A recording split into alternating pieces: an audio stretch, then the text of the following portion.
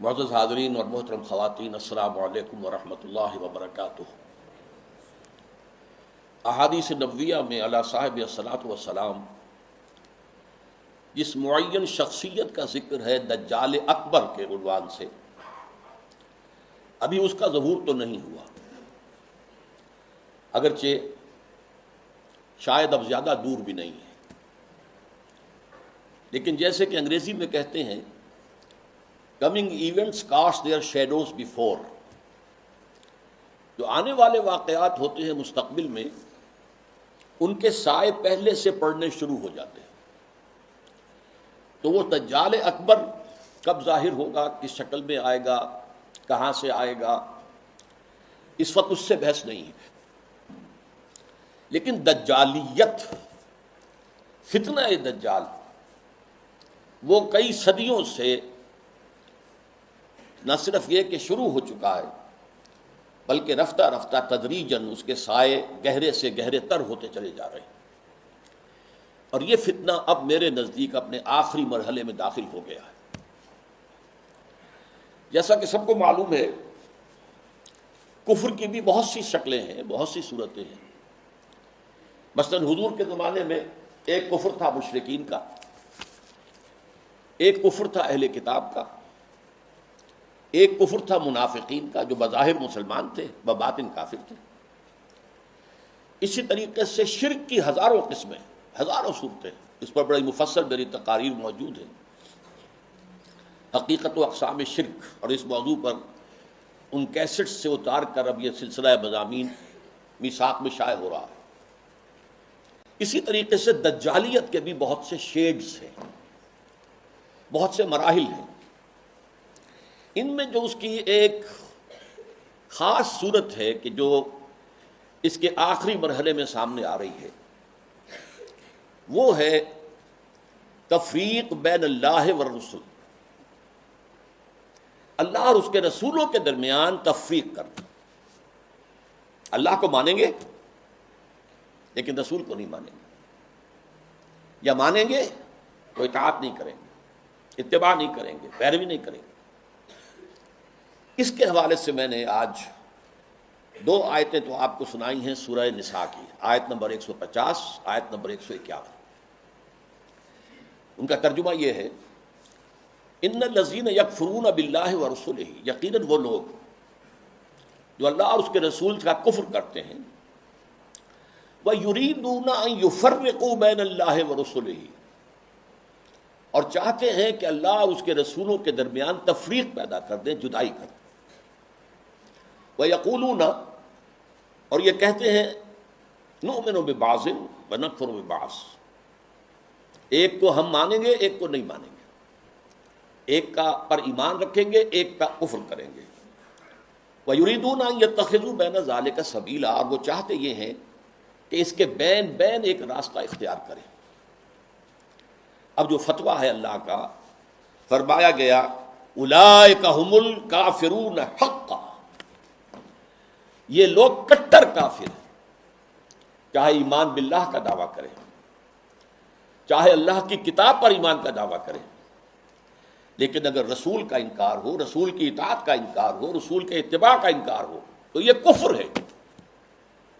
اولئک ھم الکافرون حقا، جس میں کسی شک و شبہ کی گنجائش نہیں۔ وَأَعْتَدْنَا لِلْكَافِرِينَ عَذَابًا مُهِينًا، اور ایسے کافروں کے لیے ہم نے بہت عبرتناک، اہانت آمیز، ذلت، ذلیل کن، رسوا کن عذاب تیار کر رکھا ہے۔ اس آیت کے بارے میں عام طور پر لوگوں کی جو رائے ہے وہ تفریق بین الرسل والانبیاء، اس کی طرف ذہن جاتا ہے، یعنی رسولوں میں سے بعض کو ماننا اور بعض کو نہ ماننا، یہ بھی کفر ہے، اور یہ قرآن مجید کے مستقل مضامین میں سے ہے۔ رسولوں کو بھی سب کو ماننا، اور ہمارا ایمان یہ ہے کہ جن رسولوں کا ذکر قرآن میں، نبیوں کا ذکر ہو گیا، ان کو تو ماننا ہے ہی، ان میں سے تو کسی ایک کا انکار سب کا انکار ہو جائے گا۔ اس کے علاوہ بھی ہمیں معلوم ہے کہ دنیا میں اور بہت سے نبی اور رسول آئے ہیں جن کا ذکر قرآن میں نہیں ہے۔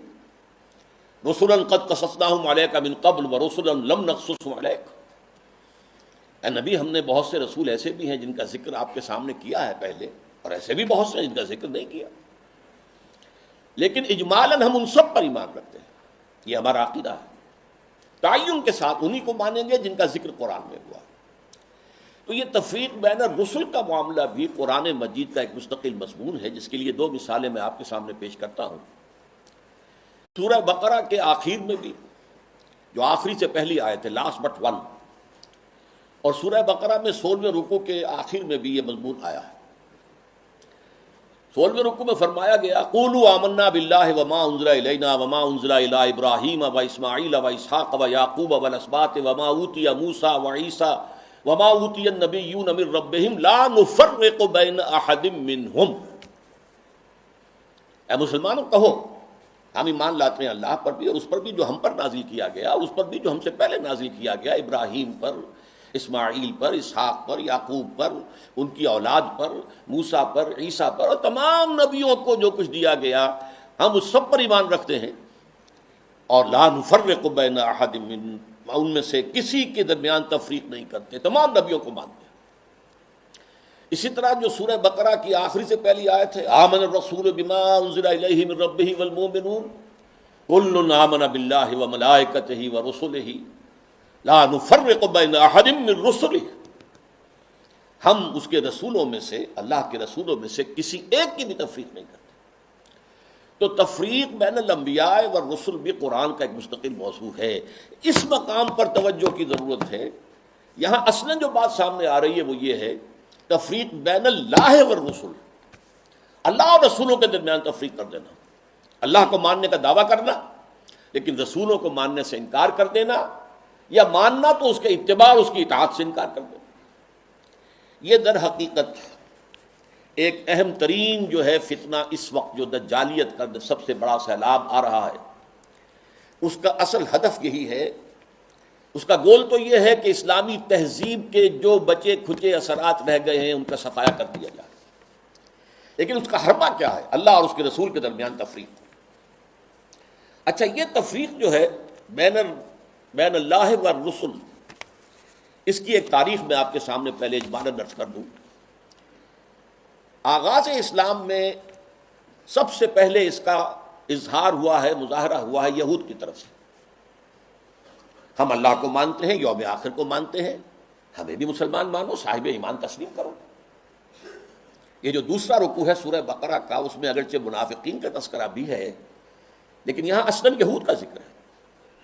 وَمِنَ النَّاسِ مَن يَقُولُ آمَنَّا بِاللَّهِ وَبِالْيَوْمِ الْآخِرِ وَمَا هُم بِمُؤْمِنِينَ، لوگوں میں سے کچھ ایسے بھی ہیں جو کہتے ہیں ہم ایمان رکھتے ہیں اللہ پر بھی، یوم آخر پر بھی، لیکن وہ ہرگز مومن نہیں ہے۔ یخادعون اللہ والذین آمنوا وما یخدعون الا انفسهم وما یشعرون فی قلوبہم مرض فزادہم اللہ مرضا ولہم عذاب علیم بما کانوا یکسبون۔ یہ لوگ جو ہیں کہہ تو رہے ہیں کہ ہم اللہ کو مانتے ہیں، آخرت کو مانتے ہیں، تو ہمیں مانو، صاحب ایمان مانو، مسلمان تسلیم کرو، لیکن وہ ہرگز مومن نہیں ہے۔ وہ دھوکہ دے رہے ہیں اہل ایمان کو اور کوشش کرتے ہیں اللہ کو دھوکہ دینے کی، لیکن یہ کہ انہیں اندازہ نہیں ہے کہ وہ کیا کر رہے ہیں۔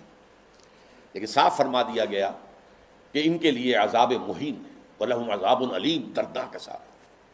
تو یہ یہود کی طرف سے دعوت تھا، اور خاص طور پر جو ابتدائی عہد تھا مدینہ کا، جس میں کہ 16-17 مہینے حضور نے بیت المقدس کی طرف رخ کر کے نماز پڑھی ہے، حضور نے اور صحابہ نے۔ اس وقت خاص طور پر ابھی یہودیوں کے کان کھڑے نہیں ہوئے تھے کہ یہ کوئی نیا دین آ گیا ہے یا یہ کوئی نئی امت کی تاسیس ہو رہی ہے، یہ تو ہمارے ہی قبلے کو کی پیروی کر رہے ہیں۔ اسی سے ہمت پا کر ان کو یہ کہنے کا بھی موقع ہوا کہ ہمیں بھی مانو کہ ہم مسلمان ہیں، مومن ہیں، دیکھو اللہ کو مانتے ہیں، آخرت کو مانتے ہیں، اگر ہم محمد کو نہیں مانتے صلی اللہ علیہ وسلم تو کون سی بڑی بات ہے۔ بہرحال قرآن مجید نے فتویٰ دے دیا کہ یہ کافر ہیں، مومن ہرگز نہیں ہے، دھوکہ دے رہے ہیں، ان کے دلوں میں ایک مرض ہے، تکبر ہے، کیوں نہیں مان رہے محمد کو صلی اللہ علیہ وسلم؟ تکبر، اور اس کی وجہ سے اللہ نے ان کے تکبر میں، ان کے مرض میں اضافہ کر دیا ہے، وَلَهُمْ عَذَابٌ عَلِيمٌ بِمَا كَانُوا يَكْسِبُونَ، اور ان کے لیے دردناک عذاب ہے بسبب اس کے کہ جو جھوٹ وہ بول رہے ہیں۔ نمبر 2 پر منافقین نے جو شکل اختیار کی، وہ پورے زور دے کر کہتے تھے کہ ہم اے محمد آپ پر ایمان رکھتے ہیں، لیکن یہ کیا ضروری ہے کہ آپ کو ہر معاملے میں حکم تسلیم کریں، یہ کیا ضروری ہے کہ آپ کا ہر حکم بھی مانیں، آپ کی رسالت کا کام پورا ہو گیا، آپ نے قرآن لا کر ہمیں اللہ کی کتاب دے دی، اب جو کچھ قرآن میں ہوگا اس کو تو مانیں گے، لیکن یہ کہ آپ کا حکم، آپ کا قول، آپ کا فرمان، آپ کا قانون، یہ کیوں مانیں؟ چنانچہ آپ دیکھیے سورہ منافقون کی پہلی آیت میں سب سے زیادہ شد و بد کے ساتھ وہ ذکر ایمان بالرسول کا کر رہے ہیں۔ اذا جاءک المنافقون قالوا نشهد انک لرسول اللہ، اے نبی جب آپ کے پاس یہ منافق آتے ہیں اور کہتے ہیں کہ ہم گواہ ہیں کہ آپ اللہ کے رسول ہیں، واللہ یعلم انک لرسول، اور اللہ خوب جانتا ہے، اللہ سے بڑھ کر اور کس کو معلوم ہوگا کہ اے محمد آپ اللہ کے رسول ہیں صلی اللہ علیہ وسلم، واللہ یشہد ان المنافقین لکاذبون، لیکن اللہ تعالیٰ گواہی دیتا ہے کہ یہ منافقین جو ہیں یہ جھوٹ بول رہے ہیں، ان کا آپ کی نبوت و رسالت پر وہ ایمان نہیں ہے کہ جو ہونا چاہیے۔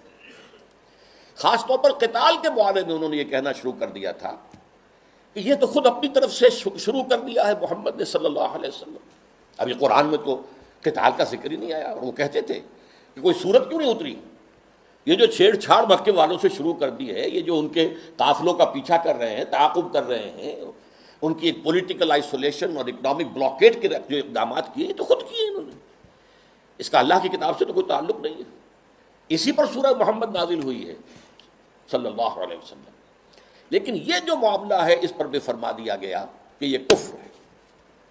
فَلَا وَرَبِّكَ لَا يُؤْمِنُونَ حَتَّىٰ يُحَكِّمُوكَ فِي مَا شَجَرَ بَيْنَهُمْ، تو نہیں اے محمد صلی اللہ علیہ وسلم، آپ کے رب کی قسم، یہ ہرگز مومن نہیں ہوں گے جب تک کہ ہر اس معاملے میں جو ان کے درمیان آئے آپ کو آخری حکم تسلیم نہ کریں، اور اس کے بعد جو فیصلہ آپ کر دیں اس پر یسلموا تسلیما، اس کو تسلیم کریں جیسے کہ تسلیم کرنے کا حق ہے۔ ثم لا یجدوا فی انفسہم حرجا مما قضیت، پھر وہ اپنے سینوں میں تنگی بھی محسوس نہ کریں آپ کے فیصلے پر، یعنی مان تو لیا ہے لیکن سینے کے اندر تنگی ہو رہی، بات یہ غلط ہی ہے، یہ خام خواہ جبرن ماننی پڑ رہی ہے، کیا کریں، مسلمانوں میں اپنے آپ کو شامل کرانا ہی ہے۔ تو فرمایا کہ اگر یہ اپنے سینوں میں بھی تنگی محسوس کریں گے بظاہر اس قول اور آپ کے فیصلے کو تسلیم کرتے ہوئے، تب بھی یہ مومن نہیں۔ فَلَا وَرَبِّكَ لَا يُؤْمِنُونَ حَتَّىٰ يُحَكِّمُوكَ فِي مَا شَجَرَ بَيْنَهُمْ ثُمَّ لَا يَجِدُوا فِي أَنفُسِهِمْ حَرَجًا مِّمَّا قَضَيْتَ وَيُسَلِّمُوا تَسْلِيمًا، یہ صاف فیصلہ ہے قرآن کا۔ وَمَا أَرْسَلْنَا مِن رَّسُولٍ إِلَّا لِيُطَاعَ بِإِذْنِ اللَّهِ، ہم نے تو رسول جب بھی بھیجا، جو بھی بھیجا، وہ تو اسی لیے بھیجا ہے کہ اس کو اللہ کے حکم سے اس کی اطاعت کی جائے۔ اچھا، میں to cut a long story short, اب میں آ رہا ہوں اس دور پر جب کہ امت مسلمہ، امت محمد صلی اللہ علیہ وسلم کی عمر کا 1000 سال گزر گیا، الف اول ختم ہوا، الف ثانی کا آغاز ہوا۔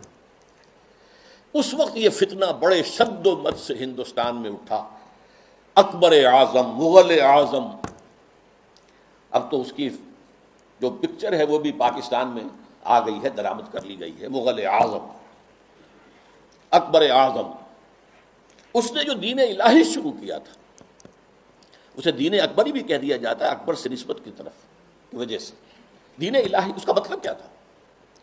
اللہ کو مانو، باقی رسولوں کے ماننے سے تفرقہ ہوتا، رسولوں کی شریعتیں جدا ہیں، خود قرآن کہتا ہے سورہ مائدہ میں وَلِكُلٍّ جَعَلْنَا مِنْهُمْ شِرْعَةً وَمِنْهَاجًا، ہم نے ہر ایک کے لیے ایک شریعت مقرر کی ہے، ایک منہاج مقرر کیا، ایک طرز عمل اور ایک جو منہج ہے وہ معین کیا۔ تو جو فرق لوگوں میں آتا ہے وہ رسالت کی وجہ سے آتا ہے، اللہ تو سب کا ایک ہے، وہ تو یہ ہے کہ لوگ مختلف ناموں سے اللہ کو پکارتے ہیں، پرمیشور کہہ لیں، مہادیو کہہ لیں، اور جو بھی آپ چاہیں پرماتما کہہ لیں، اللہ کہہ لیں، یہ سب سے کیا فرق واقع ہوتا ہے؟ وہ ایک ہی ہے، ایک ہی حقیقت ہے، بس اس کو مانو، اس کو پوجو، اس سے محبت کرو، اس سے لو لگاؤ، اس کا قرب حاصل کرو، باقی ان چیزوں کو چھوڑو، ان کی کوئی حیثیت نہیں۔ اس فتنے کے پیچھے اس کی سیاسی حکمت عملی بھی تھی۔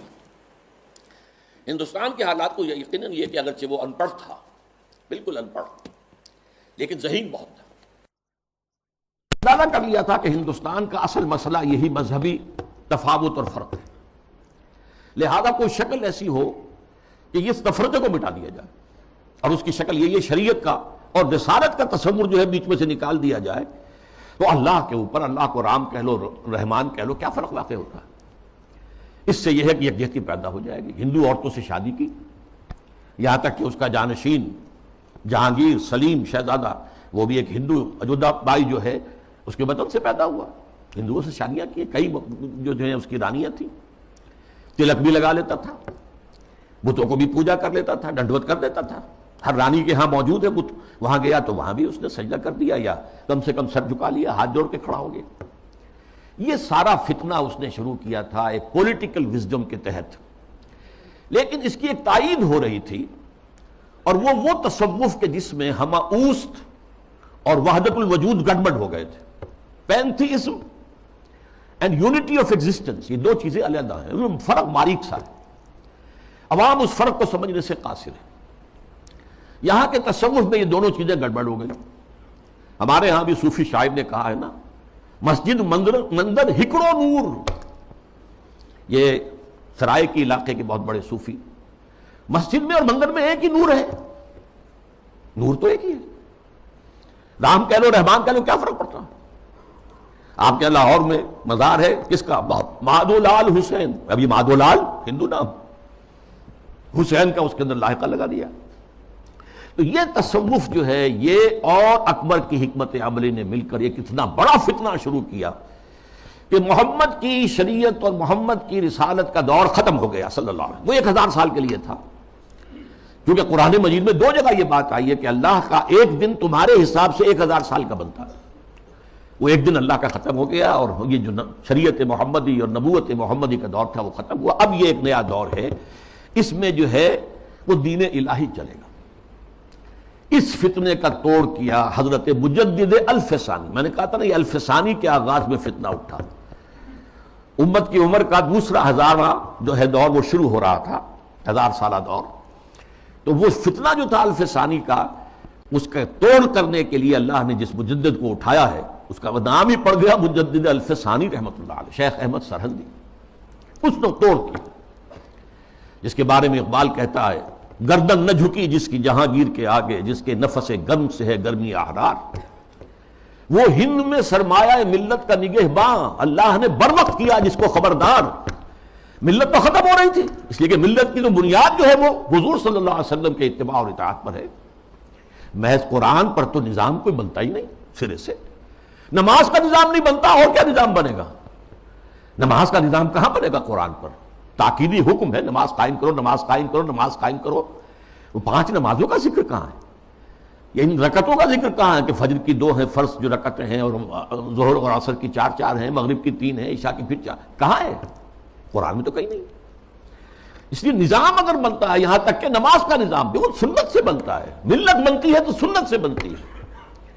بمصطفیٰ پر اساخی اشراق دی ہماوست، اگر مؤون رسیدی تمام بولا بیست. اپنے آپ کو مصطفیٰ صلی اللہ علیہ وسلم کے قدموں تک پہنچا دو کہ دین تو نام ہی ان کا ہے. بہت صحیح بات ہے. اگر ان تک تمہاری رسائی نہ ہوئی تو سب مقبولہ بھی ہے. یہی فتنہ پھر 19ویں صدی میں سامنے آیا ہے. اب یہ ایک ہندو کے ذریعے سے آیا. راجہ رام موہن رائے بہت بڑا عالم تھا، فارسی کا، عربی کا، اردو کا، ہندی تو اس کی زبان تھی. اور ہندوؤں میں جو احیاء ہوا ہے ان کا قومی سطح پر، وہ جن اشخاص کا مرہون منت ہے ان میں بہت بڑے مقام پر راجہ رام موہن رائے ہے. اور یہ موحد تھا، موحد کامل. چنانچہ انگریز جب آ چکے، آپ کو معلوم ہے 18ویں صدی میں آ گیا تھا انگریز. جنگ پلاسی کے بعد سے بنگال پر اس کا قبضہ ہو چکا تھا. اس کے بعد رفتہ رفتہ وہ سیلاب آگے آ رہا تھا. کلکتے ہی میں انہوں نے پہلا پریس قائم کیا، پہلا کالج قائم کیا. انجیلیں اردو میں ترجمہ کر کے، مقامی زبانوں میں ترجمہ کر کر کے لاکھوں کی تعداد میں پھیلا دی. اس فتنے میں مسلمان جو نہیں بہے اس کے ایک اور بھی اسباب ہیں اللہ کے فضل و کرم سے، لیکن ایک بہت بڑا ذریعہ راجہ رام موہن رائے بنا. آئینہ تسلیم کے نام، آئینہ تسلیس کے نام سے اس نے کتاب لکھی جس میں توحید کا اس بات مسلمانوں کی طرف سے دفاع کیا. لیکن اس شخص نے بھی وہی دین الہی کی طرح کہ یہ تفرقہ جو ہے مسلمانوں اور ہندوؤں کے مابین، اس کو دور کرنے کی ایک ہی شکل ہے، اور وہ یہ ہے کہ ان کے اندر اتحاد پیدا کیا جائے خدا کے نام پر.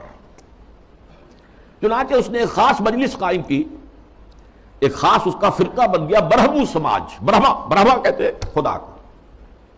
برہمو سماج یعنی جس طرح دین الہی اسی طرح برہمو سماج. وہ یہ ہے کہ ایک برہما کو مان لو، بس خدا کو مان لو، جو تم اللہ کہہ لو، ہم اسے پرمیشور کہہ لیں، برہما کہہ لیں، جو چاہیں کہہ لیں، لیکن یہ ہے کہ باقی چیزیں جو ہیں ان کو ذرا پسے پش ڈال دو، ان کی اہمیت کم کر دو۔ تو برہمو سماج جو ہے اس نے پیدا کیا۔ اس کا انتقال 1833 میں ہوا تھا۔ اس کو پھر 20ویں صدی میں تازہ کیا ہے گاندھی نے متحدہ قومیت کے لیے۔ اس کی بھی ایک سیاسی بصیرت تھی۔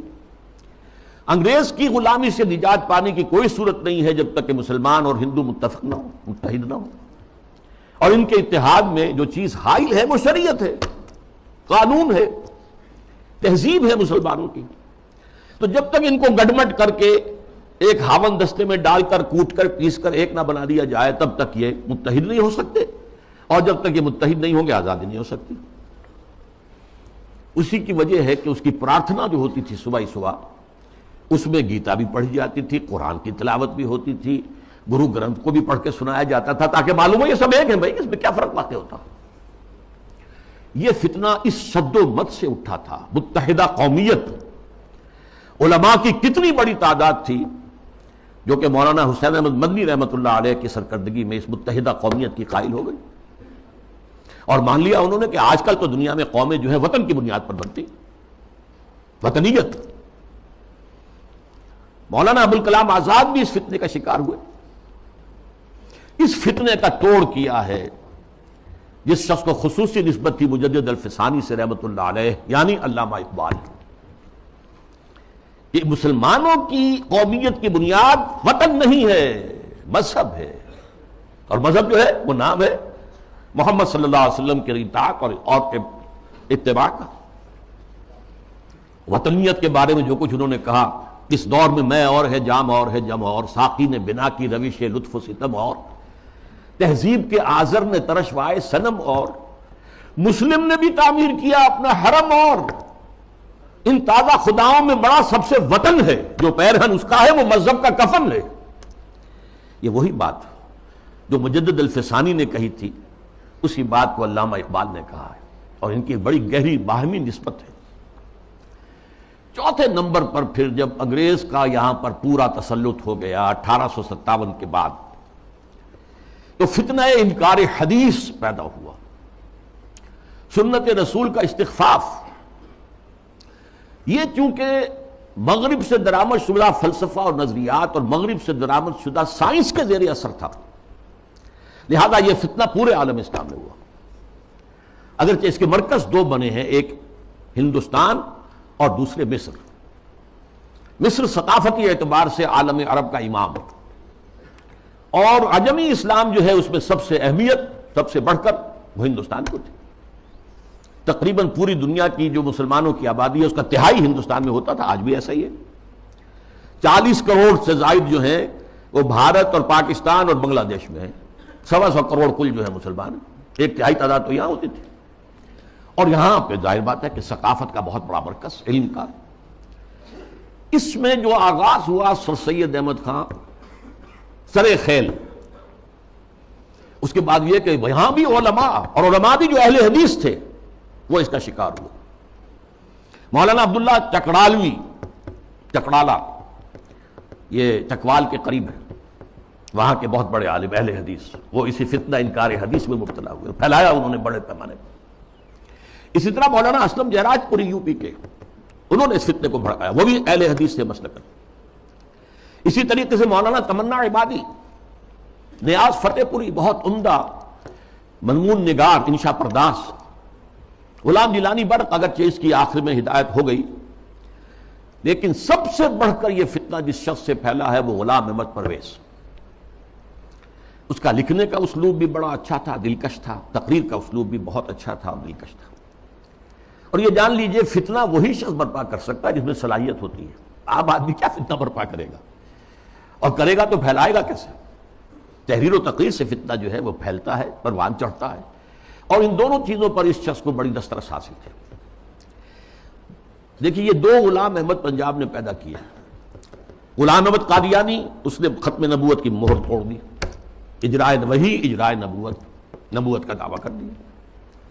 اور غلام احمد پرویز، اس نے اور دوسری اعتبار سے نبوت و رسالت کو زخم لگائے، کہ نبی کی رسالت جو ہے وہ ٹھیک ہے، ہم مانتے ہیں، لیکن نبی کی اطاعت اور اس کا اتباع یہ صرف ان کی زندگی تک تھا۔ یہ فتنہ جو ہے پرویزیت، یہ آج بھی جاری ہے۔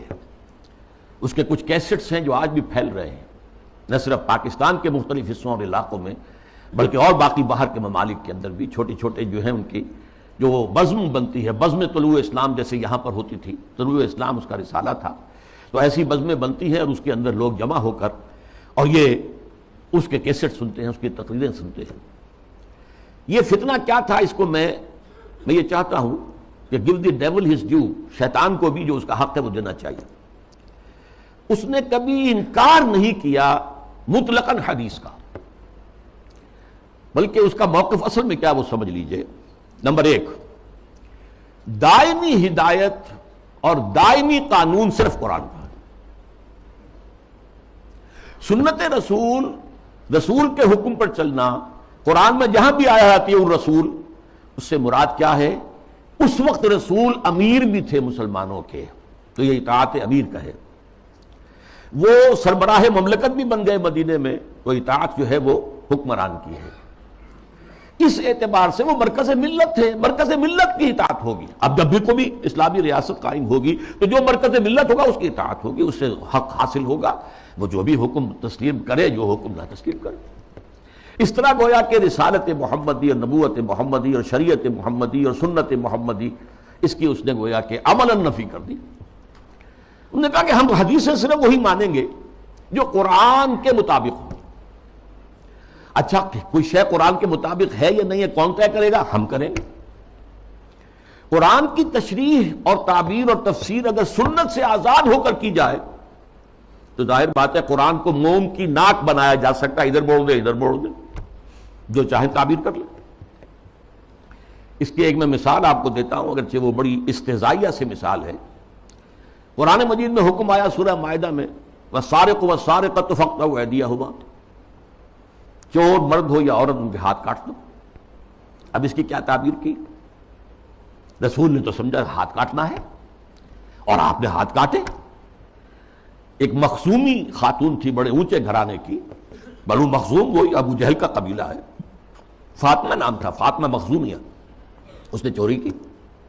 اب اس کا ہاتھ کاٹنے کا حکم دے دیا گیا۔ لوگوں میں بڑی جو ہے بے چینی پھیلی، بڑے اونچے خاندان کی یہ عورت ہے، اس کا ہاتھ کٹے گا۔ اور تو کسی کو جو ہے لب کشائی کی ہمت نہیں تھی۔ حضرت انس حضور کے خادم خاص تھے، ان کو ذریعہ بنایا کہ حضور یہ اونچے خاندان کی عورت ہے، خاندان کی ناک کٹ جائے گی، آپ اس میں نرمی کیجیے۔ حضور نے سخت غصے کا، غضب کا اظہار کیا۔ اے انس، تم سے پہلی جو امتیں برباد ہوئیں اسی لیے ہوئیں کہ جب اونچی قسم کے لوگ، اونچے لیول کے لوگ جرم کرتے تھے انہیں چھوڑ دیا جاتا تھا، اور عوام اور غریب لوگ جرم کرتے تھے تو انہیں سزا دی جاتی تھی۔ خدا کی قسم، اگر فاطمہ بنت محمد بھی چوری کرے گی، معاذ اللہ ثم معاذ اللہ ثم معاذ اللہ، رضی اللہ تعالی عنہا وصلی اللہ علیہ وسلم، تو اس کا بھی ہاتھ کاٹا جائے۔ اب اس کی تعبیر پرویز صاحب کیا کرتے ہیں؟ ان کا ہاتھ کاٹ دو، مطلب ایسا معاشرہ، ایسا معاشی نظام بنا دو کہ چوری کی ضرورت ہی نہ رہے۔ جیسے محاورے میں کہتے ہیں نا، والدین کسی مسئلے میں اپنے بیٹے سے، بھائی تم نے تمہارے ہاتھ کاٹ دیے، یعنی یہ کہ تم نے تو ایسا قدم اٹھا لیا کہ اب ہم کچھ کر ہی نہیں سکتے۔ یہ گویا کہ اس محاورے پر لے آئے، ان کے ہاتھ کاٹ دو، یعنی ایسا ماحول پیدا کر دو، ایسا سوشلسٹ نظام برپا کر دو کہ جس میں ہر ایک شخص کی ضرورت پوری ہو رہی ہے، تو کائے کو چوری کرے گا؟ یہ ہاتھ کاٹ دو کا مفہوم ہے، یہ نہیں ہے یہ تو مولویوں نے بنا لیا ہے، اور یہ غلط تصور ہے کہ ہاتھ کاٹے جائیں۔ حالانکہ ڈٹائی کا یہ عالم ہے کہ اسی آیت میں آگے فرمایا گیا ہے، جزاء بما کسبا نکالا من اللہ، یہ در حقیقت ان کے کرتوت کا بدلہ ہے۔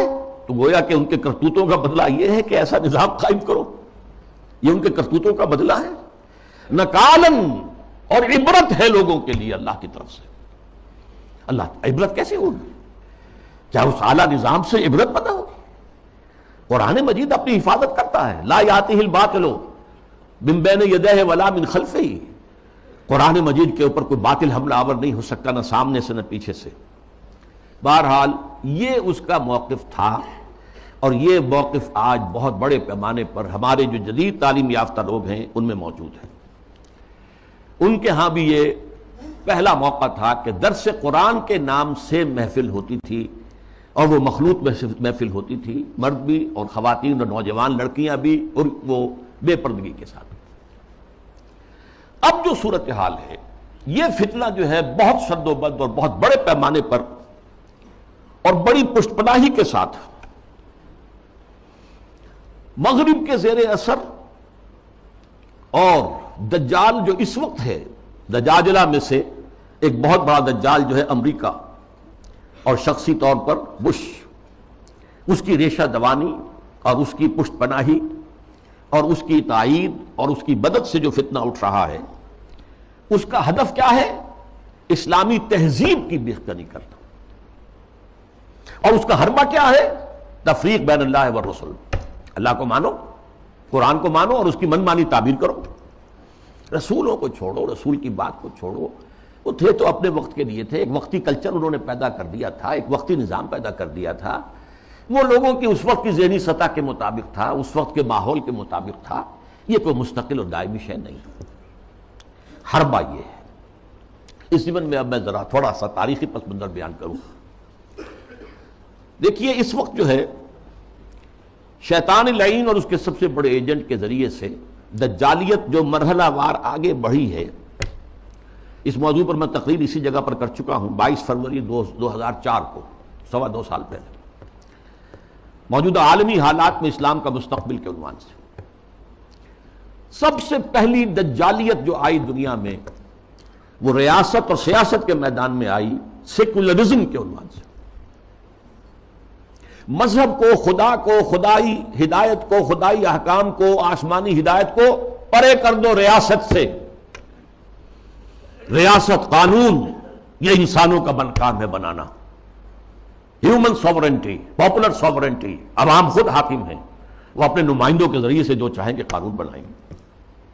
رکھ دو، اللہ کو مسجد میں بند کرو، اور خدا کو جو ہے جہاں چاہو بند کر دو، ہمارے ایوان حکومت میں نہیں آئے گا، ہمارے قانون ساز ادارے میں وہ نہیں آئے گا، حاکمیت اس کی نہیں ہے، حاکمیت عوام کی۔ یہ دجالیت کا یہ سب سے بڑا وار، سب سے پہلا چیز ہی سب سے اہم بھی ہوتی ہے، اور یہ گلوبل ہو چکی ہے پوری دنیا۔ واقعہ یہ ہے کہ اللہ کے خلاف، خدا کے خلاف اس سے بڑی بغاوت آج تک نہیں ہوئی۔ اس سے پہلے کیا ہوتا تھا؟ ایک بڑے خدا کو ماننے کے ساتھ چھوٹے چھوٹے خدا بھی مان لیے، بس شرک ہوتا تھا۔ لیکن خدا کو اس طرح انسانی معاملات، اور خاص طور پر ظاہر بات ہے ریاست اور سیاست اور قانون، یہی تو سب سے بڑی چیزیں ہوتی، ان سے بے دخل کر دینا خدا کا، یہ اس دور میں ہوا۔ نمبر 2 دور آیا معیشت کا۔ معیشت کی بنیاد انٹرسٹ بیسڈ کیپٹلزم پر کر کے، آسمانی شریعتوں کے نزدیک سب سے بڑا گناہ جو ہے عمل میں، وہ سود ہے۔ عقائد میں شرک ناقابل معافی، ان اللہ لا یغفر ان یشرک بہ ویغفر ما دون ذلک لمن یشاء۔ اعمال میں سود، جس پر اللہ اس کے رسول کی طرف سے اعلان جنگ ہے، وہ سود مرکزی شے بن گیا معیشت کی۔ بینکنگ، انٹرسٹ، کیپٹلزم، یہ بھی گلوبل ہو چکا ہے فتنہ، پوری دنیا، مسلم غیر مسلم، مشرقی مغربی، سب ہر جگہ۔ اب تیسرا وار جو آ رہا ہے یا شروع ہو چکا ہے کافی بڑے پیمانے پر، اور مغرب اور اس کے زیر اثر جو دوسرے ممالک ہیں ان کے اندر تو وہ آ چکا ہے پورے طور پر۔ ابھی عالم اسلام میں پورے طور سے نہیں آیا ہے، جس کے لیے بڑی ایک منظم سازش کے ساتھ بڑی جد و جہد ہو رہی ہے۔ وہ کیا ہے؟ شرم و حیا، عفت و عصمت کے تصورات، اور ستر و حجاب کے قوانین اور ضابطوں کے خلاف، اس سے آزاد تہذیب اور معاشرت۔ جیسا کہ میں نے عرض کیا، یہ شرم و حیا، عصمت و عفت کے تصورات، یہ بھی کوئی بڑی اعلیٰ قدر ہے۔ ستر و حجاب، یہ بھی کوئی حکام ہے۔ ان سب کی نفی اسلامی تہذیب کو اس وقت سب سے بڑا چیلنج اس سے، اس لیے کہ یہ اسلامی تہذیب کا بنیادی نقطہ ہے، اہم ترین ہے۔ اس ضمن میں دیکھیے سب سے پہلے امریکہ میں ان کے جو تھنک ٹینکس ہوتے ہیں، بڑے بڑے مفکر ہوتے ہیں، تھنکرز ہوتے ہیں، وہ چیزیں لکھتے ہیں، اور وہ گویا کہ ایک طرح کی رہنمائی ہوتی ہے حکومت کے لیے۔ سیموئل پی ہنٹنگٹن نے لکھی کتاب، بلکہ مقالہ، تہذیبوں کا ٹکراؤ۔ اب ہمارا اصل معاملہ ہماری تہذیب کا مسلم تہذیب سے ٹکراؤ ہے، تہذیبوں کا ٹکراؤ، کلیش آف سویلائزیشنز۔ اور اس میں اس نے تجزیہ کیا، یہ چیزیں پہلے بھی بیان ہوئی ہیں، لیکن اس وقت ایک خاص موضوع کے تحت میں ترتیب کے ساتھ ان چیزوں کو لا رہا ہوں۔ اس نے کہا کہ ٹوائنبی نے کہا ہے کہ دنیا میں آج تک کل 20 تہذیبیں قائم ہوئیں، ان میں سے 12 تو مر چکی، ختم ہو گئی، نسیہ منسیہ ہو گئی، 8 ابھی موجود ہیں۔ ایک ہماری مغربی تہذیب ہے، 7 اور ہیں۔ ان 7 میں سے بھی 5 تو ایسی ہیں جنہیں ہم آسانی سے ایسیمیلیٹ کر سکتے ہیں۔ انڈین سویلائزیشن آسانی سے ایسیمیلیٹ ہو گئی، وہی کلچر، وہی تہذیب، وہی بے پردگی، وہی اوریانی پہلے بھی تھی اب بھی آ گئی، وہی ناچ گانا وہ پہلے بھی تھا اب اور زیادہ ہو گیا، لہذا تہذیبی ٹکراؤ وہاں تو ہے ہی نہیں۔ تو دو جو تہذیبیں ہیں وہ ہمارے لیے چیلنج ہیں، وہ لوہے کے چنے ہیں، انہیں چبانے میں وقت لگے گا۔ ایک مسلم سویلائزیشن اور ایک کنفیوشین سویلائزیشن۔ کنفیوشین سویلائزیشن کے بارے میں تو میں اس وقت نہیں سمجھا تھا کہ یہ کیا واقعی کوئی چین کے اندر یا اس کے آس پاس کے ممالک میں جو بدھ مت کے پیروکار شمار ہوتے ہیں، کوئی واقعی کوئی تہذیب کنفیوشس کے حوالے سے ہے۔ ابھی حال ہی میں نیوز ویک کا ایک پرچہ چھپا ہے جس کا مین مضمون تھا کنفیوشس کا احیاء، ریوائول۔ تو یہ ہو رہا ہے چین میں اس وقت۔ لیکن یہ کہ اصل ہمارا جو مطلب ہے اس وقت ہمارا موضوع ہے وہ مسلم سویلائزیشن ہے، اس نے اسے بھی شمار کیا ہے کہ یہ بھی ہمارے لیے بہت بڑا چیلنج۔ اب ذرا اسلامی تہذیب کا ایک تاریخی جائزہ، شرم و حیا، عفت و عصمت اور ستر و حجاب کے احکام پر مبنی اسلامی تہذیب، اس کا ایک تاریخی جائزہ۔ دیکھیے نبی اکرم صلی اللہ علیہ وسلم نے فرمایا تھا، وہ حدیث میں نے شروع میں آپ کو سنائی ہے، بدأ الاسلام غریبا وسیعود کما بدأ۔ اسلام کا آغاز جب ہوا ہے تو وہ بہت اجنبی سا تھا، نامانوس، لوگ سمجھتے نہیں تھے یہ کیا نئی باتیں ہیں۔ پھر اس کے بعد اسلام کے غلبے کا دور آ گیا، جب غالب ہو جائے تو سبھی دوست بن جاتے ہیں، جو بھی طاقتور ہے اس کو تو سبھی دوست ہیں، لہذا بہت سب لوگ جو ہیں اس کا علم لے کر کھڑے ہو گئے۔ لیکن ان قریب اسلام غریب ہو جائے گا، پھر اجنبی ہو جائے گا۔ تو جو لوگ اسلام کی اجنبیت میں اس کا ساتھ دیں اور خود بھی اجنبی ہو جائیں، ان کے لیے مبارکباد ہے، تہنیت ہے کہ وہ زمانے کا ساتھ نہ دیں، اسلام کا ساتھ دیں۔ چاہے کہا جائے کہ یہ بڑے فنڈامنٹلسٹ ہیں، یہ بڑے کٹ ملا ہیں، یہ بڑے دقیانوسی ہیں، یہ بڑے تنگ نظر ہیں، یہ بڑے رجت پسند ہیں، جو چاہے کہیں، لیکن جو اسلام کے ساتھ چمٹے رہیں گے ان کے لیے فطوبى للغرباء۔ اب اس کا تاریخی تجزیہ کیا ہے؟ دیکھیے اسلام پر اجنبیت کا پہلا پردہ یا پہلا سایہ تو پڑ گیا خلافت راشدہ کے فوراً بعد۔ حکومت و ریاست کے میدان میں امرہم شورا بینہم کے بعد ختم ہوئی اور ملوکیت، شہنشاہیت کا آغاز ہو گیا۔ اب اس کی تفصیل میں اس وقت نہیں جاؤں گا۔ بنو امیہ، بنو عباس، پھر اس کے بعد جو بادشاہتیں بنی، مغلوں کی حکومت، صفویوں کی حکومت، ترکوں کی حکومتیں، یہ تھی، یہ وہاں پر وہ خلافت کی بنیادی بات یہ نہیں تھی کہ چنو اپنے میں سے بہترین کو اور پھر اس کا حوالے کرو۔ ان اللہ یامرکم ان تؤدوا الامانات الی اہلہا، جو اہل ہو ان کے ذمہ داریاں جو ہیں ان کے ذمہ لگاؤ۔ اس کو ختم کر دیا گیا۔ اب جس کی لاٹھی اس کی بھینس، بنی امیہ کی طاقت زیادہ ہے، عصبیت شدید ہے، لہذا وہ آئے، انہوں نے حکومت قائم کر لی۔ تو یہ پہلا دور تھا اجنبیت کا، پہلا پردہ پڑا اسلام پر۔ دوسرا پردہ کچھ عرصے کے بعد جب ملوکیت نے خوب پنجے گاڑ لیے، مضبوطی ہو گئی اور ملوکیت شہنشاہیت میں تبدیل ہو گئی، یہ دور بنو عباس ہے۔ اس میں معیشت کے میدان میں بھی آ گیا معاملہ۔ ایک طرف جاگیرداری جو ملوکیت کی بنیاد ہوتی ہے، ہر جگہ مشرق و مغرب میں شہنشاہیت اور بادشاہیت میں آپ کو جاگیرداری ملے گی۔ جاگیردار ہوتے 30,000 منصبدار، 20,000 منصبدار، ان پر حکومت قائم ہوتی اور ان کے لیے ضروری ہے مزارعت۔ آپ نے بہت بڑی جاگیر دے دی ہے، لیکن کیا وہ شخص خود کاشت کر لے گا؟ وہ تو کسی کو بٹائی پر کاشت کے لیے دے گا نا۔ یہ زمین کا سود ہے جو سب سے پہلے اسلام میں داخل ہوا، جس کو حرام مطلق قرار دیتے ہیں امام ابو حنیفہ بھی رحمۃ اللہ علیہ۔ جو اصحاب الرائے کے سر خیل ہیں، امام ہیں، اور امام مالک بھی رحمۃ اللہ علیہ جو اصحاب الحدیث کے سر خیل ہیں اور سب سے بڑے ان کے نمایاں ہیں، لیکن یہ شام، اور پھر بیع مؤجل، بیع مرابحہ کے عنوان سے نقد کے معاملے میں بھی جو ہے، کرنسی کے معاملے میں بھی وہ ایک سود کی ہلکی سی شکل داخل ہے۔ یہ دوسرا دجالیت کا دور پوری دنیا میں بھی آیا، بینکنگ، انٹرسٹ بیسڈ کیپٹلزم، اور کچھ اسلامی ممالک کے اندر بھی، جیسا کہ میں نے عرض کیا کہ اس راستے سے چور دروازوں سے داخل ہوا۔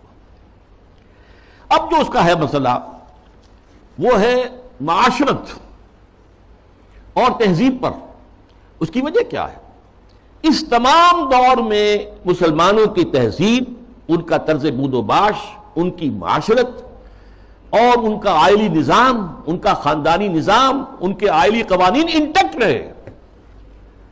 چاہے دور ملوکیت جو ہے بنو امیہ کا تھا، وہ دور ملوکیت بنو عباس کا تھا، اور چاہے اور دوسرے بادشاہوں کے دور تھے، اس میں جہاں ریاست اور سیاست کی سطح پر جو ہے وہ پردہ پڑ گیا، پھر معیشت کے معاملے میں بھی پردہ پڑ گیا، تہذیب وہی رہی، وہی تہذیب، وہی مشرق سے مغرب تک مسلمانوں کی معاشرت، آئلی قوانین سب وہی رہے، جو کہ تو رہے۔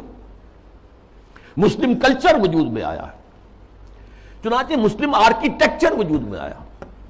یہ مورش آرکیٹیکچر جو ہے دنیا میں مشہور ہوا، اسپین کے اندر خاص طور پر مکان بنانے کا ایک خاص انداز، زنان خانہ علیحدہ ہے، مردانہ علیحدہ ہے، پہلے مردانہ ہے، پھر اس کے بعد ڈیوری آئے گی اور زنانہ جو ہے وہ حصہ شروع ہوگا، باہر سے جو آئے گا وہ یہاں بیٹھے گا، مردانے میں قیام کرے گا، زنان خانے کے اندر جو ہے وہ تو صرف محرم جائیں گے اور کوئی نہیں جا سکتا۔ اس تہذیب کی بنیاد وہ جو اسلامی تہذیب تھی اس پر، اسی پر آرٹ مسلمانوں کا قائم ہوا۔ خطاطی دنیا میں بہت بڑا آرٹ بن گیا، بہت بڑا آرٹ، ہاتھ سے، منہ قلم سے جو آرٹ پیدا کیا ہے وہ خطاطی کی شکل میں آیا، یا عام بظاہر فطرت کی نقاشی۔ تو یہ ہے جو میری بات ہے وہ سمجھ لیجئے کہ تہذیب میں فرق نہیں آیا، آئلی نظام میں فرق نہیں آیا، معاشرتی اقدار میں فرق نہیں آیا، چاہے سیاسی اور معاشی اعتبار سے دجالیت جو ہے مختلف ادوار سے گزر کر آ گئی۔ اب ظاہر بات ہے کہ دجالیت کا آخری حملہ جو ہے وہ اس تہذیب پر ہے۔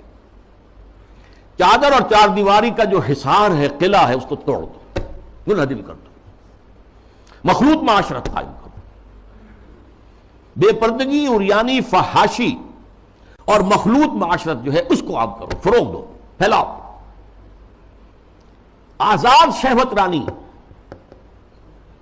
اس کو فروغ دو، جس کے نتیجے میں شادی کا مقدس جو ایک بندھن ہے اس کی حیثیت ختم ہو جائے۔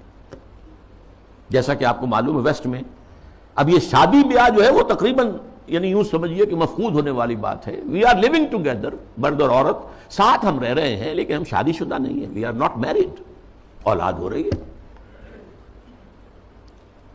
بش نے کئی دفعہ واعظ کہا ہے شادی کرو، شادی کرو، شادی کرو، کیوں کہہ رہا ہے؟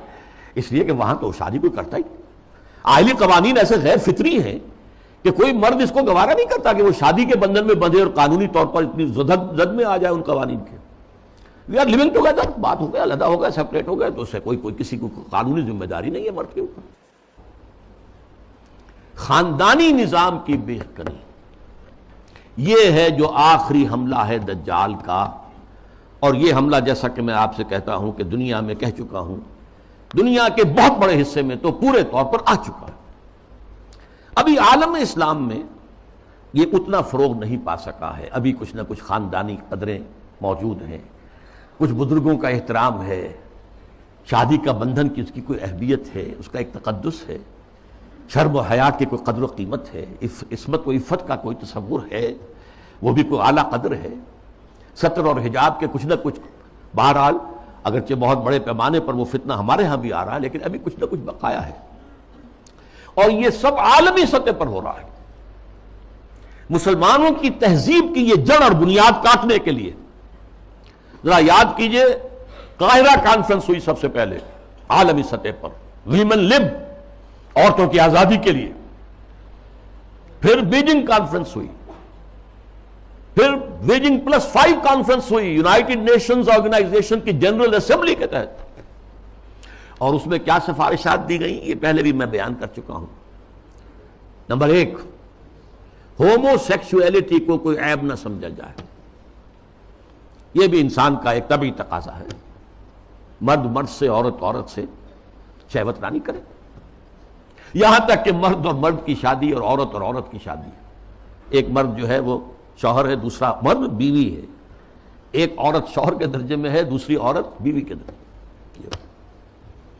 اسی طریقے سے یہ جو تم کہتے ہو عصمت فروش عورتوں کو پروسٹیچیوٹس، یہ بڑا گندا لفظ استعمال کرتے ہو، ان کو اس کو بھی اس کا احترام ہونا چاہیے، وہ بھی ایک پیشہ ہے، ایک محنت ہے، لہذا انہیں کہو سیکس ورکرز، محنت کش، جنس کی بنیاد پر محنت کرنے والیاں۔ آخر کوئی شخص مزدور کام کر رہا ہے، وہ اپنے جو مسل پاور ہے اسے استعمال کر رہا ہے اور پیسہ کما رہا ہے، تو ایک عورت نے اپنے جسم کے ایک اور حصے کو استعمال کیا ہے اور پیسے کما رہی ہے، تمہیں کیا اعتراض ہے؟ کیوں حقارت کی نگاہ سے دیکھتے ہو؟ پھر مرد اور عورت ہر اعتبار سے برابر شانہ بہ شانہ، وراثت میں برابر کا حصہ، یہ کیا ہے؟ عورت کا حصہ آدھا مرد سے، یہ کیا گواہی عورت کی آدھی مرد سے؟ کیا تو برابر۔ اور عورت اگر شادی کر کے تمہارے گھر میں آباد ہو جاتی ہے تو اگر وہ گھر کا کام کاج کرے گی تو اجرت لے گی اس پر، اس کو حق حاصل ہے۔ اور اسی طریقے سے اگر وہ پریگننسی کی مصیبت جھیلتی ہے اور چائلڈ برتھ کی تکلیف اس پر بھی اجرت طلب کر سکتی ہے شوہر سے۔ اور نمبر 3، اگر ہم بستری کے لیے مرد جو ہے اصرار کرے جبکہ عورت انکار کر رہی ہو تو اس کو بھی ریپ کہا جائے گا، زنا بالجبر کہا جائے گا، میریٹل ریپ، یہ شادی کے اندر بھی ریپ کا تصور ہے۔ یہ ہیں وہ چیزیں جو آج عالمی سطح پر بے پردگی، فحاشی، یہ تو یوں سمجھیے کہ اب بڑی پیچھے رہ گئی باتیں جو میں نے آپ کو بتائی ہیں، یہ یونائٹڈ نیشنز کی جنرل اسمبلی کی سفارشات میں شامل۔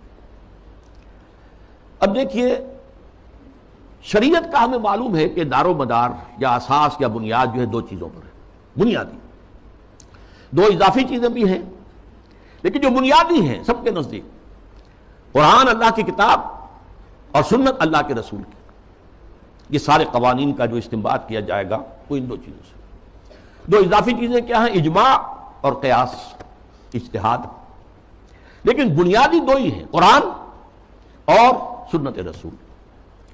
لیکن خاص طور پر جب تہذیب کا معاملہ آتا ہے، تہذیب کے معاملے میں قرآن، سنت رسول، اور سب سے اہم ہے رسول سے محبت، رسول کی تعظیم، وہ مرکز ملت ہے دائم اور قائم ہمیشہ کے لیے۔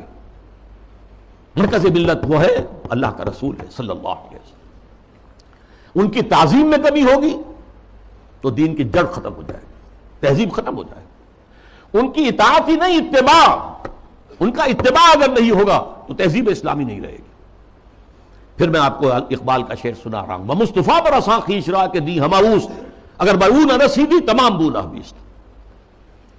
یہی وجہ ہے، دیکھیے، ویسے تو یہ مضامین سورہ حجرات کے درس میں نے تفصیل سے بیان کیے، مرکزی شخصیت جو ہے ہمیشہ کے لیے امت مسلمہ کے اندر، باقی چھوٹی چھوٹی قیادتیں ادھر ادھر، کوئی پاکستان میں قائد اعظم بن گیا، کوئی بونگ بندو بن گیا، کوئی اور جو ہے وہ سکارنو جو ہے وہ لیڈر بن گیا، یہ ہے سب، لیکن اصل لیڈر، اصل شخصیت، مرکزی شخصیت پورے عالم اسلام کے اندر وہ محمد رسول اللہ کے صلی اللہ علیہ وسلم۔ ان سے محبت، ان کی تعظیم، سوء ادب بھی نہ ہو جائے۔ ان کی آواز سے اوپر اپنی آواز کہیں کر دو گے تو سارے اعمال حبط ہو جائیں گے۔ یا ایھا الذین آمنوا لا ترفعوا اصواتکم فوق صوت النبی ولا تجهروا له بالقول كجهر بعضكم لبعض ان تحبط اعمالكم وانتم لا تشعرون۔ میں تفصیل سے عرض کرتا رہا ہوں کہ صحابہ کے دور میں تو مطلب تھا حضور کی آواز سے اونچی آواز کر کے بات کرنا، اب کیا ہے؟ حضور کی بات کے مقابلے میں اپنی بات لانا۔ حضور نے تو یہ کہا نہیں میری رائے ہے، واہ، اگر آپ نے مان لیا کہ حضور نے یہ فرمایا ہے تو پھر آپ کون ہیں؟ یہ تمام اعمال صالحہ، ساری تمہارے کرتوت جو بھی تم نے کمائی کی ہے سب ضائع ہو جائیں گے، تمہیں پتہ بھی نہیں چلے گا۔ بھائی میں نے کوئی گناہ کبیرہ تو نہیں کیا، میں نے کوئی اور نہ زنا کیا، نہ شراب پی ہے، نہ کچھ اور کیا ہے، انتم لا تشعرون، تمہیں شعور بھی نہیں ہوگا، اور تمہاری ساری جو بھی اب تک کی کارگزاری ہے، تمہارے اعمال ہیں، وہ سب ہبط ہو جائے۔ اب دیکھیے اس پر ٹو پرونگڈ حملہ ہو رہا ہے مغرب سے۔ نمبر ایک، محمد صلی اللہ علیہ وسلم کی شخصیت کو مجروح کر دو۔ یہ کام پہلے بھی ہوا ہے، لیکن یہ بڑے مصنفین کی کتابوں میں ہوا، بڑے محدود پیمانے پر ہوا۔ اب جو ہوا ہے آپ نے دیکھا توہین رسالت کا معاملہ، اور جتنے بڑے پیمانے پر حضور کے کارٹون بنا کر شائع کیے گئے، انہوں نے دیکھ لیا ہے، ٹھیک ہے عالم اسلام کا رد عمل کیا ہے، کوئی جلوس نکل آئے، کوئی توڑ پھوڑ ہو گئی، کوئی اپنا ہی بگاڑا، ہمارا کیا بگاڑا۔ اس اعتبار سے غور طلب بات یہ ہے، ایک بار جو ہے کاری کیا ہے انہوں نے اور دیکھ لیا کہ ہے کوئی تھوڑے سے لوگ ہیں، کوئی دقیانوسی ہیں، کوئی جذباتی ہیں، ویسے بھی وہ لوگ عام طور پر ان پڑھ ہیں یا مولوی ملاٹے ہیں، بس ان کا اثر انہوں نے قبول کیا ہے۔ کسی حکومت نے کوئی قدم اٹھایا؟ حضور کی شخصیت کو بس کر، اس کا ایک بہت بڑا مظاہرہ یورپ کے کتنے اخبارات نے وہ شائع کر دی، اور کسی طرح سے کوئی معذرت نہیں۔ اور دوسرا معاملہ یہی ہے کہ حدیث کا استخفاف کرو، اور سنت رسول جو ہے وہ اس کی حجیت کو ختم کر دو۔ اب دیکھیے اس پر جو ہے تفریق بین اللہ والرسل، اس کی پشت پر پورا عالم مغرب ہے، یہودی بھی، عیسائی بھی، اور سب سے بڑھ کر عالمی میڈیا، اس سے بھی بڑھ کر civil supreme power on earth the United States of America, وہ اس کی پشت پر ارب ارب ڈالر خرچ کیے جا رہے ہیں این جی اوز پر، اور ان این جی اوز کا کام کیا ہے؟ مسلم تہذیب کی بیخ کنی۔ یہ جو ہنٹنگٹن نے کہا ہے کہ یہ ذرا لوہے کا چنا ہے، اس کو چبانے کے لیے ذرا لوہے والے دانت ہی چاہیے، ان الحدید بالحدید یفلح، لوہے کو تو لوہا ہی کاٹ سکتا ہے۔ نظام تعلیم کے اندر بنیادی تبدیلیاں کر دی گئی۔ پھر آغا خان فاؤنڈیشن کو امتحانات اور نصاب وغیرہ کا معاملہ ان کے حوالے کر دیا گیا۔ یہ سارا کیا ہے؟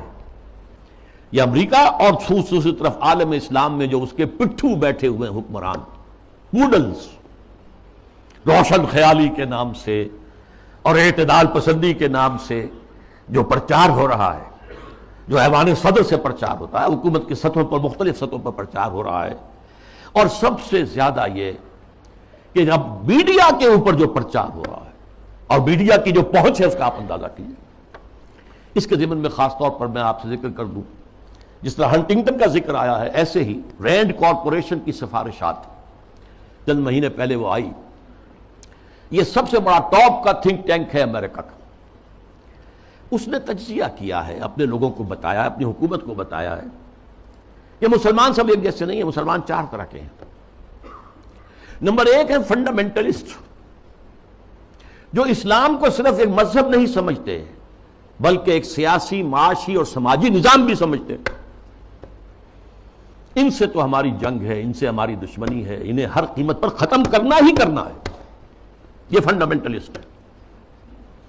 نمبر دو پر ٹریڈیشنلسٹ ہیں، روایت پسند علماء، ان کے مدرسے ہیں، قال اللہ قال رسول ہے، انہیں نظام سے کوئی بحث نہیں ہوتی۔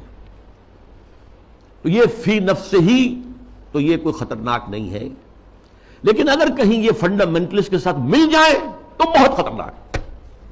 اس کی وجہ کیا ہے کہ انہیں جو ایکسپوژر حاصل ہوتا ہے، ہر جمعے کو لوگ آ رہے ہیں کھچے ہوئے، کوئی اور جماعت جو ہے، کوئی سیاسی جماعت چھوٹا سا جلسہ بھی کرے گی تو کتنے کھکیڑ بول لے گی، پوسٹر شائع کرے گی، کوئی ڈڈورا پیٹے گی، کچھ اور کرے گی، اشتہار اخبارات میں دے گی۔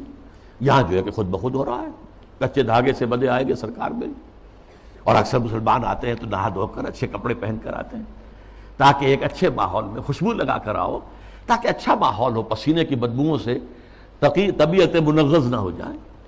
تو یہ ٹریڈیشنلسٹ جو ہے ان کا ایکسپوژر بہت بڑا ہے۔ اگر یہ فنڈامنٹل کے ساتھ مل جائے تو بہت خطرناک ہے۔ پھر انہوں نے اس پر مشورہ بھی دیا ہے، ان کو ان کے باہمی مسلکانہ اور مذہبانہ جو اختلافات ہیں ان کے اندر لگائے رکھو، بھڑکاؤ ان کو تاکہ اور ادھر ادھر نہ دیکھ سکے۔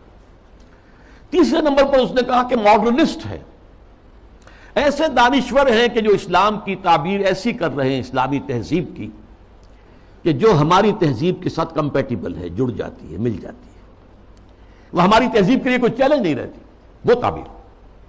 یہ جو ماڈرنسٹ دانشور ہیں ان کی ضرورت ہے کہ ان کو سپورٹ کیا جائے، ان کی مدد کی جائے، اور خاص طور پر الیکٹرانک میڈیا میں ان کو ایکسپوجر دیا جائے۔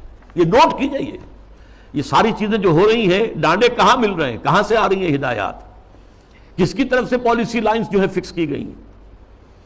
میڈیا پر ان کو ایکسپوجر دیا جائے، اس لیے کہ ظاہر بات ہے مسجد میں تو کوئی ان کی بات سنے گا نہیں، کون کھڑا ہونے دے گا ان کو ممبر پر؟ لہذا ان کے لیے ذریعہ جو ہے اس سے کہیں زیادہ وسیع اب ذریعہ ہمارے پاس میڈیا کا ہے، اس پر ایکسپوجر دو۔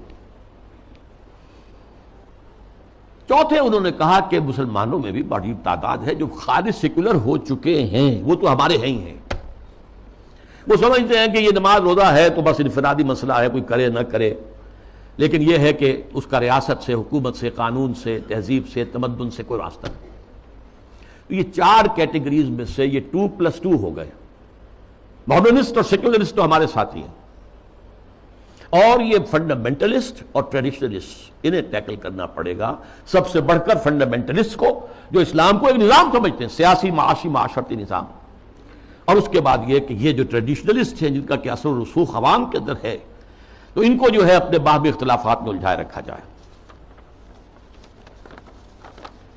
اب میں چند مثالیں آپ کے سامنے پیش کر رہا ہوں اس کے جو مظاہر ہیں۔ ظاہر بات ہے کہ وہ تو مثالیں تو بے شمار ہو سکتی ہیں، لیکن اس وقت میں چند مثالیں دوں گا۔ دیگ کا کہ چند چاول بتا دیتے ہیں کہ دیگ کا کیا حال ہے۔ ہمارے ہاں کے ایک بڑے ابھرتے ہوئے دانشور ہیں، انہیں اب بڑا مقام حاصل ہو گیا ہے، میڈیا میں بھی، سرکاری معاملات میں بھی، کونسل آف اسلامک آئیڈیالوجی میں، اور اسی طرح کے ایک اور دانشور ہیں کہ جنہیں بٹھا دیا گیا ہے سپریم کورٹ کی شریعت اپیلیٹ بینچ میں، وغیرہ وغیرہ۔ بہرحال وہ جو دانشور ہیں جن کا میں نے پہلے ذکر کیا، ان کی ایک بات سامنے آئی، یہ پردہ وردہ اسلام میں نہیں ہے، یہ کوئی مستقل حکم نہیں ہے، یہ تو ایک خاص زمانے کا کلچر تھا، کلچر ہے صرف، اس سے زیادہ اس کی کوئی اہمیت نہیں۔ یہ بات صحیح ہے کہ یہ کلچر ہے، لیکن یہ مسلم کلچر ہے، صرف اس زمانے کے لیے نہیں تھا، یہ ہمیشہ کے لیے کلچر ہے۔ اس لیے کہ ظاہر بات ہے جب اسلام آیا ہے تو عرب میں کوئی کلچرل ویکوم تو نہیں تھا، ان کا اپنا کلچر تھا، وہاں وہ عریانی نہیں تھی جو آج ہے، نہیں تھی، عورت کا لباس ہوتا تھا پورا، باہر نکلتے ہوئے عورتیں اس دور جاہلیت میں بھی چادر لیتی تھیں، صرف یہ کہ چہرہ کھلا رہتا تھا، چادر جسے جلباب کہا جاتا ہے، بڑی سی چادر جس میں وہ لپٹ کر نکلتی تھی باہر۔ تو اس طریقے سے ایک کلچر موجود تھا۔ پھر یہ بھی تھا بند سنور کر نکلنا اور لوگوں کی نگاہوں میں کھبنا، یہ بھی عام تھا، اس کے اوپر کوئی پابندی نہیں تھی، مخلوط معاشرت تھی، یہ تھی۔ اب اسی معاشرت کے اندر اسلام نے تبدیلیاں کی۔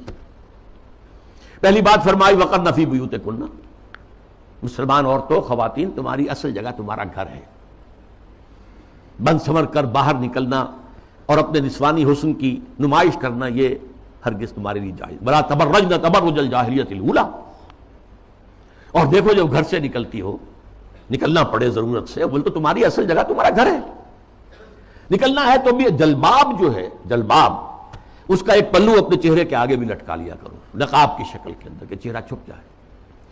تمہارا جو نسوانی حسن ہے جس کا سب سے بڑا انڈیکس جو ہے چہرہ ہوتا ہے، وہ عام لوگوں کی نگاہوں میں نہ آئے۔ یہ سارے احکام کائے کے لیے دیے گئے۔ اس معاشرے میں ایک تبدیلی کی گئی، دوپٹہ وہاں بھی تھا،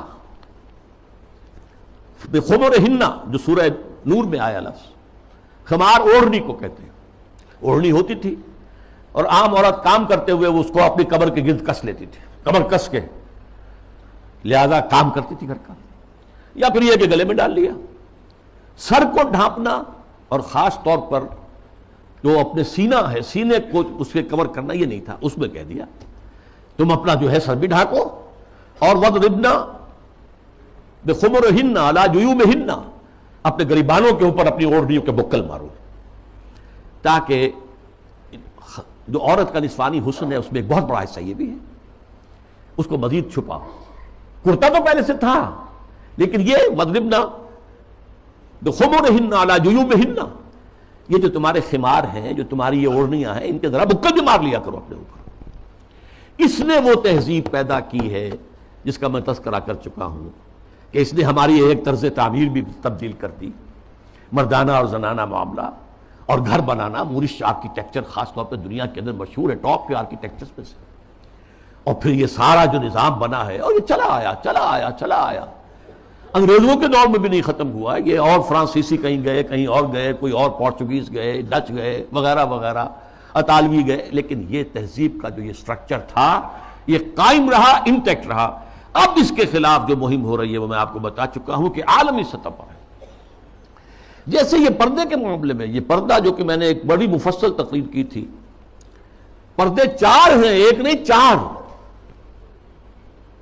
پہلا پردہ جو ایک پورے کرٹن کی طرح گویا کہ ہمارے پورے معاشرے کے اندر تنا ہوا ہے، وہ سیگریگیشن آف سیکسز، عورتوں اور مردوں کو علیحدہ کہ وہ مخلوط معاشرت نہ ہو۔ دعوت ولیمہ ہو رہی ہے تو ایک طرف عورتیں ہیں، دوسری طرف مرد ہیں، مخلوط نہیں۔ لیکن اب مخلوط بھی ہوتی، وہ تو جدید تہذیب جو ہے جیسے جیسے پھیل رہی ہے، اور کمال یہ کرتے ہیں کہ دولہا اور دلہن کو سجی سجائی دلہن کو لا کر جو ہے وہ وہاں پر اسٹیج پر بٹھا دیتے ہیں۔ بڑھ رہا ہے کینسر جو ہے وہ آگے سے آگے بڑھ رہا ہے۔ پہلا پردہ سیگریگیشن، ٹھیک ہے، کوئی کام کرنے کی پابندیاں نہیں ہے، تعلیم حاصل کرنے پر پابندی نہیں ہے، لیکن یہ کہ سیگریگیشن کے ساتھ ہوگا جو بھی معاملہ ہو۔ میں تفصیل سے کر چکا ہوں، وہ میری تقریر کے ویڈیو بھی ہیں، آڈیو بھی ہیں وغیرہ وغیرہ، اور شاید وہ کہیں مضمون کی شکل میں میثاق میں چھپ بھی چکی ہو۔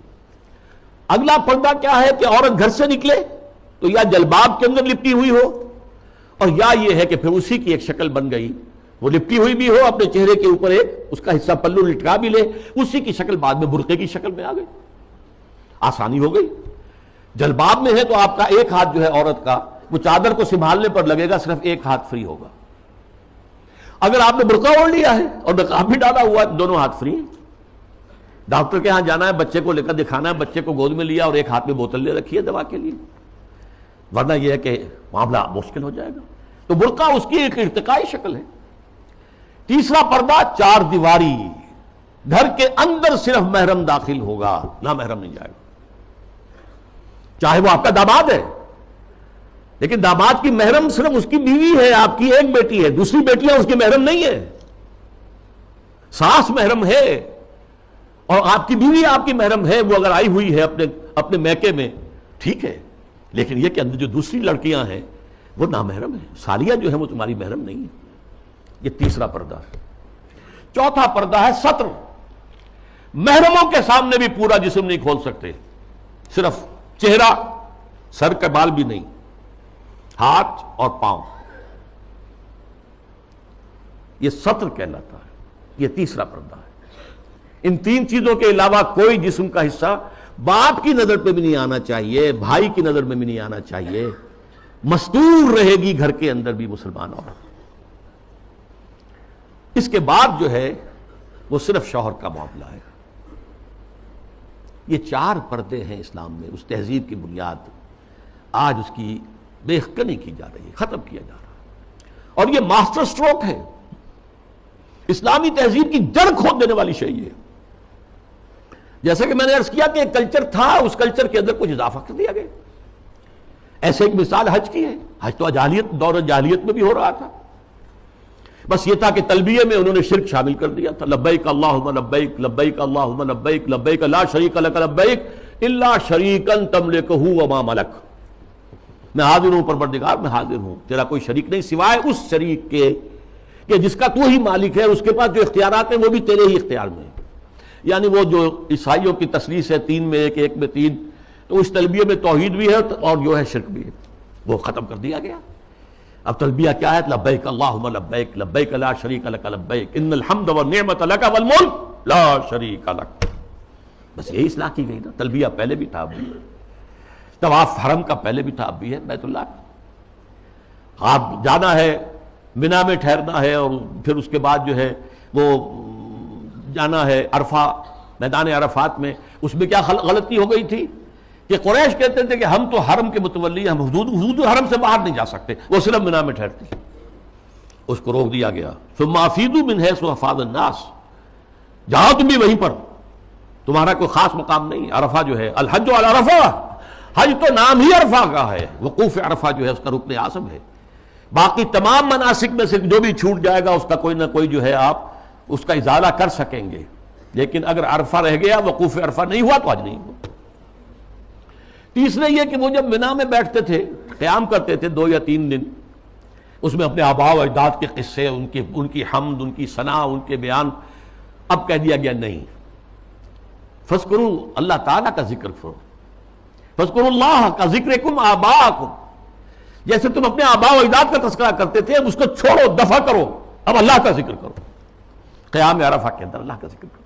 تو دیکھیے وہ چیز جو موجود تھی اسی میں اضافے کے ساتھ، کمی کے ساتھ حج کے مناسک بنا دیے۔ تو اس اصول کو اگر سمجھ لیا جائے تو وہ بات کہ یہ کہ کلچر ہے، یہ ٹھیک ہے، حقیقت ہے، کلچر ہے، لیکن جاہلی کلچر میں کچھ چیزیں اضافہ کر کے اس کا اسلامی کلچر بنایا گیا ہے۔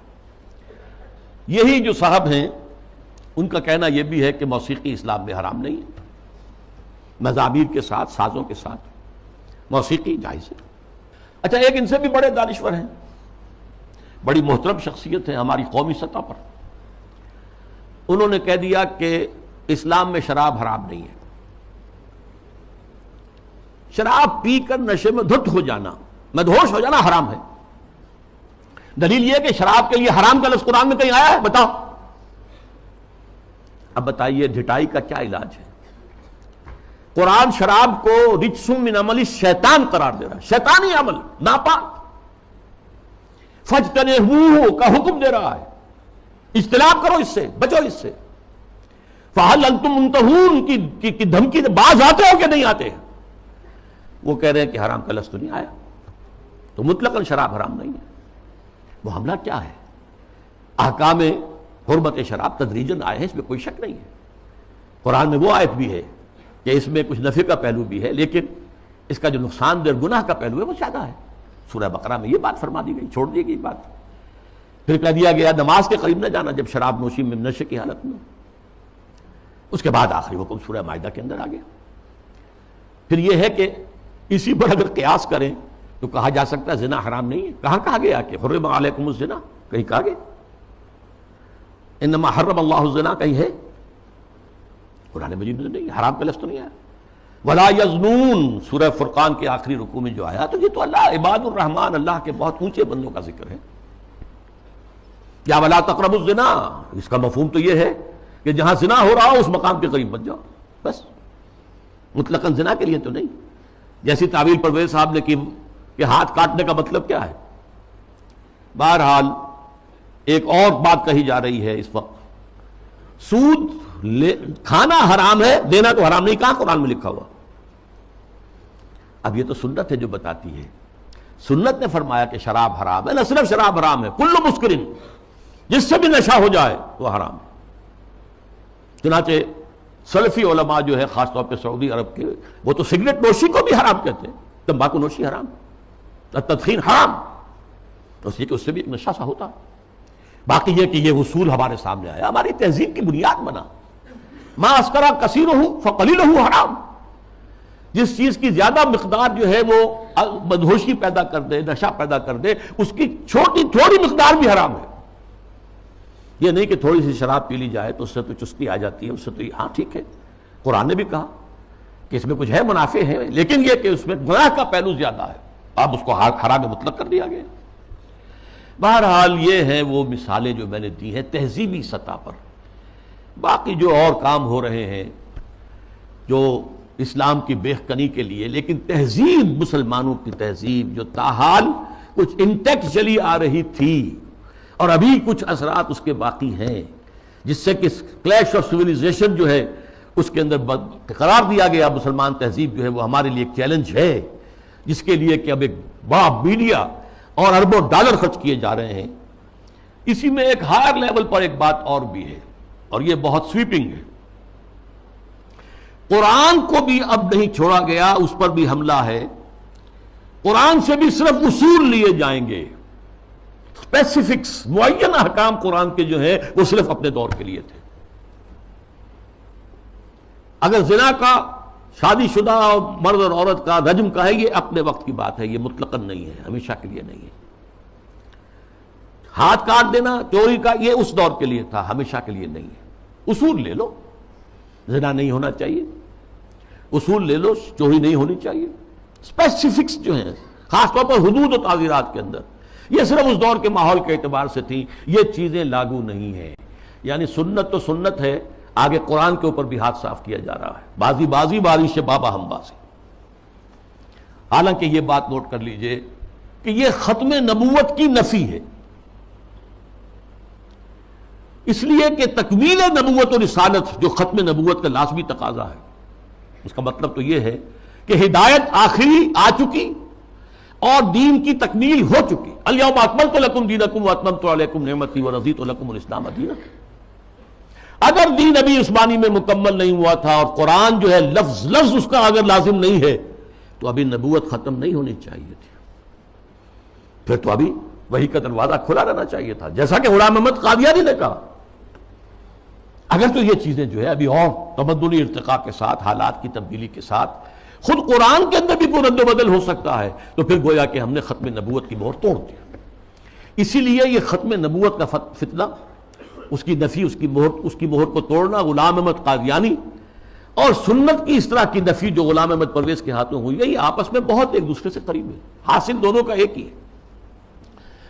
اب جو نتیجہ میں نکال رہا ہوں، اس گمراہی کا جادو جو ہے وہ اب سر چڑھ کر بول رہا ہے، اور ایک عظیم سیلاب کے مانند اسلام کی بچی کھچی تہذیبی اقدار کو بھی ختم کرنے پر تلا ہوا ہے۔ آخر میں عرض کروں گا کہ اس کا علاج کیا ہے۔ واقعہ یہ ہے کہ علاج آسان نہیں ہے، لیکن ہمیں اپنی نجات کے لیے، اخروی فلاح کے لیے اپنی سی محنت اور سعی اور جہد کرنی ہی کرنی ہے، پیسیولی نہیں لینا ہے۔ ہاں باطل کا طوفان ہے، بہت سخت ہے، ٹھیک ہے، لیکن کھڑے رہنے کی کوشش کرنا، بلکہ اس کا رخ موڑنے کی کوشش کرنا۔ اصل تو اس کا رخ مڑے گا اگر کسی وقت اللہ کرے کہ یہ پاکستان کے نصیب میں ہو کہ کسی ملک میں اگر اسلامی نظام مکمل قائم کر کے دکھا دیا جائے دنیا کو، اس کی برکات لوگوں کو بچشم سر نظر آ جائے، تب اس دجالیت کا توڑ ممکن ہوگا، اس سیلاب کا رخ موڑا جا سکتا ہے۔ لیکن اس اصول کو عام کرنا، خود اپنے ذہن کے اندر بٹھا لینا کہ کتاب اللہ اور سنت رسول اللہ لازم و ملزوم ہے، ان کے درمیان متن اور شرح کا تعلق ہے، رشتہ جو ہے متن اور شرح، ایک متن ہے ایک اس کی شرح ہے، اور اس کی حتی الامکان ہر مسلمان تبلیغ کرے، اسے پھیلائے اپنے رشتہ داروں میں، اپنے قریبی لوگوں میں، اپنے عزیزوں میں، جہاں کام کرتا ہے وہاں کے جو اپنے کولیگز ہیں ان میں۔ اور دوسری اور اہم تر بات کیا ہے،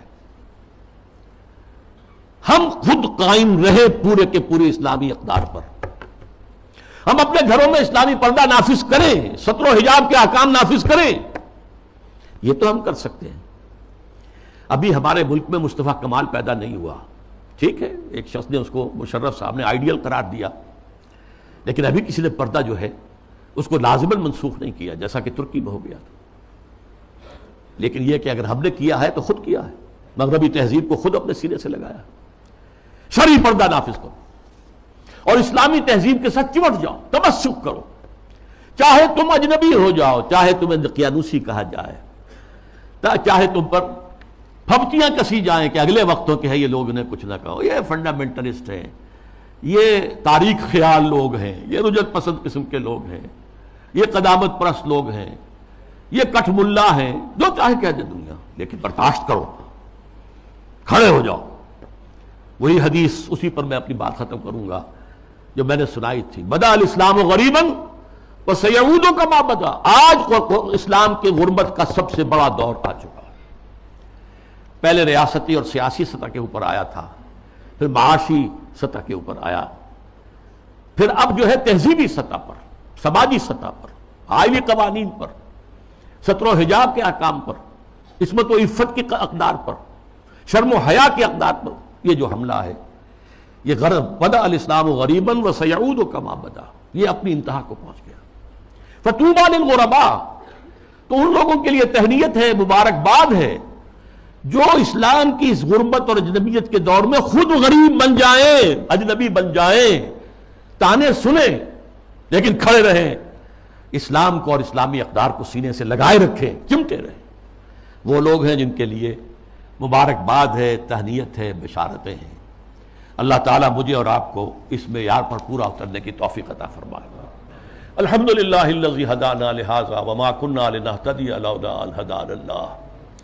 جو بھی اللہ نے ہمیں ہدایت اپنی کتاب اور اپنے رسول کی سنت کے ذریعے سے عطا کی ہے اس پر قلب کی گہرائیوں سے شکریہ ادا کیجئے.